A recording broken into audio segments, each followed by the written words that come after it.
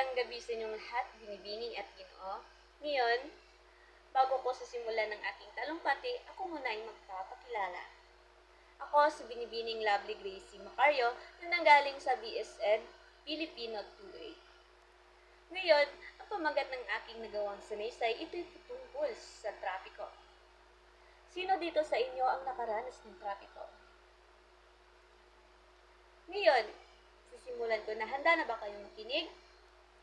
Dahil handa na, magsisimula na tayo. Grabe naman talaga ang trapiko dito sa Taguluan, Misamis Oriental.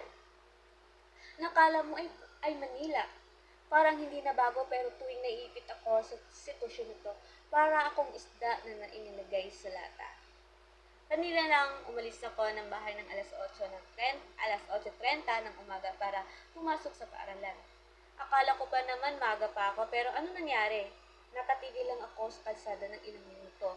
Akalain mo yun, malapit lang naman bahay namin pero ang tagal kong nakarating sa paaralan. Nakakainis lang dahil parang lahat ng sasakyan ay nakaipit na parang mga sardinas nasa loob ng lata. Minsan, makikita mo pa yung ibang driver na nagmamadali. Nagmamadali ng sobra, palipat-lipat ng lane, kahit wala namang puwang.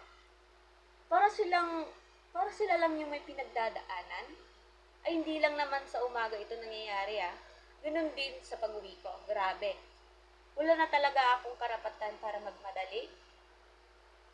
Minsan napapaisip lamang ako na maglakad na lang kaya ako para naman makarating agad ako sa aking paroroonan. May mga beses pa nga akong napaiyak dahil sa trapiko, lalo na kapag may importante akong lakad o kailangan pupuntahan. Pero alam ko naman, kahit ganon, may mga bagay din naman na nakapagbabawa sa akin ng inis. Siguro naman may paraan para mapabuti ito. Baka mas maraming daan o mas maayos sa sistema ng trapiko.